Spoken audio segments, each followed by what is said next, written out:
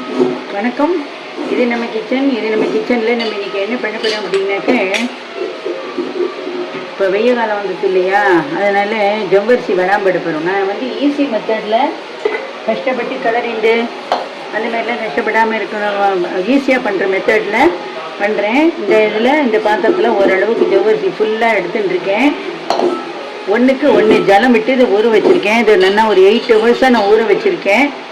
இப்போ அப்புறம் அதேமாரி இதில் 2 பங்கு ஜலம் விட்டு இந்த இதில் நான் கொதிக்கிறதுக்காக நல்லா திளைக்கிறதுக்காக வச்சுருக்கேன். இப்போ இதில் உப்போ பச்சை மிளகாய் விழுதோ எதுவுமே இப்போதைக்கு போட வேண்டிய அவசியம் இல்லை. நான் ஈஸி மெத்தடில் உங்களுக்கு சொல்லித்தரேன். இதேமாரி பண்ணலாம். அதுக்கப்புறம் இப்போ இந்த ஜலம் நல்லா கொதித்து வரணும். இது மாவு ஜவ்வரிசியாக வாங்கிக்கோங்க.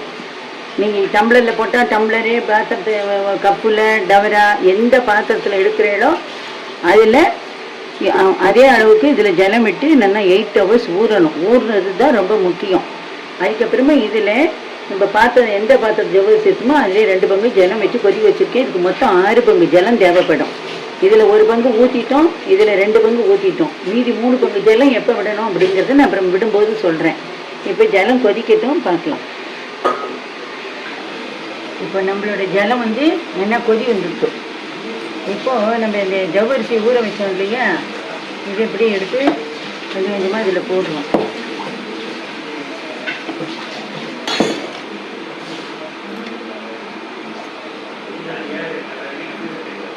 இந்த மாரி பண்ணிடல உங்களுக்கு ஈஸி மெத்தடு. எம்மன் பண்ணிடலாம். அப்போ பண்ணி வச்சுட்டேன், காற்றால் எடுத்து அழகாக ஆறி இருக்கும். நம்ம போய் இட்டுட்டு வந்துடலாம். பொழுது விடிஞ்ச உடனே போய் புளிச்ச கையோடு போய் இட்டுட்டு வந்துடலாம்.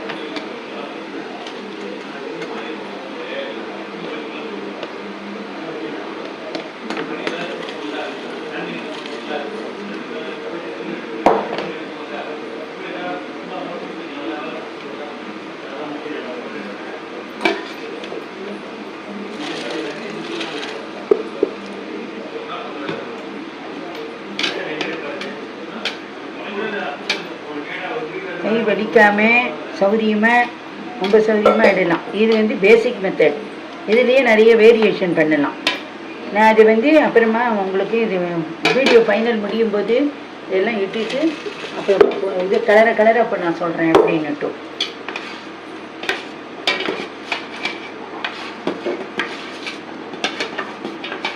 உங்களுக்கு அப்படி இதுவாக இருந்தால் நீங்கள் கொஞ்சம் கொஞ்சமாக செய்யுங்க. பிகினர்ஸாக இருந்ததுன்னா ஐயோ நம்மளால் பண்ண முடியுமா அப்படிலாம் நினைக்காதீங்க. ரொம்ப ரொம்ப ஈஸி மெத்தடு. அப்படி வேணுங்கிறவா ஒரு அழாக்கோ ஒரு டம்ளரோ கம்மி அளவில் செஞ்சு பார்த்துக்கிட்டா ஜம்முன்னு வரும்.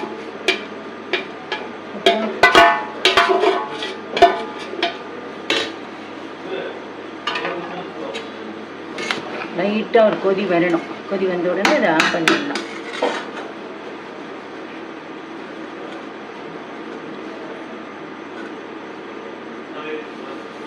நல்லா ஊறினத்தினால்தான் இப்படி மாவு மாரி இருக்குது. பத்தையில் இல்லாட்டி வராது. 8 hours இல்லை 10 மணி நேரம் கூட இதை ஊற விடலாம். இப்போ நம்மளது லைட்டாக அங்கங்கே கொதி வருது பத்தையில், இதோட ஆஃப் பண்ணிடுவோம். அது பாருங்க, நான் அடுப்பேன் ஆஃப் பண்ணிட்டேன். இதோட அப்படியே விட்டுட்டு இது ஒன்றுமே பண்ண வேண்டாம். அப்படியே நீங்கள் மூடி வச்சுருங்க.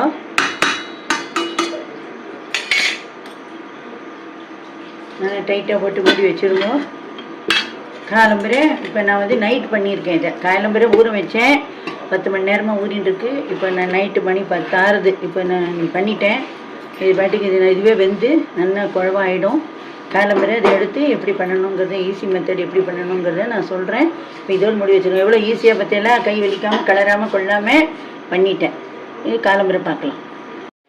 நம்ம இப்போது ஜவ்வரிசி வடாத்துக்காக நம்ம இப்போ நைட்டு இது பண்ணி கிளறி வச்சோம் இல்லையா, இது பாருங்கள். இது எந்த அளவு எவ்வளோ நிறைய கண்டிருக்கு, எவ்வளோ வந்திருக்குன்னு என்னான்ட்டு. இப்போ இது நல்லா ஆறி போயிடுது. இது காற்றால் பண்ணணுன்னா நம்மளால முடியாது, வெயில் பயங்கரமாக வந்துடும். நைட்டே நீங்கள் பண்ணி வச்சேன்னு தான் நமக்கு டக்குன்னு காலம்பரை இடத்துக்கு வசதியாக இருக்கும். நேற்று சொன்ன டிப்ஸ் எல்லாம் பயில பண்ணுங்க. இப்போ இதை நான் இது கொஞ்சம் கொஞ்சமாக மிக்சியில் போட்டு அரைச்சி இது பண்ணிவிட்டு அப்புறமா உங்களுக்கு காட்டுறேன். நம்ம இதேமாரி அரைச்சிட்டோம். ஜவ்வரிசியை உப்பெல்லாம் போட்டு அரைச்சாச்சு. இது பச்சை மிளகாய், எலுமிச்சம்பழம் எல்லாம் விழுது எல்லாம் கலந்து இப்போ இதை நல்லா கையால் நல்லா கலந்துட்டு அதுக்கப்புறமா மாடியில் போய் கரண்டியால் எடுத்து இட வேண்டியது தான். இடும்போது காட்டுறேன்.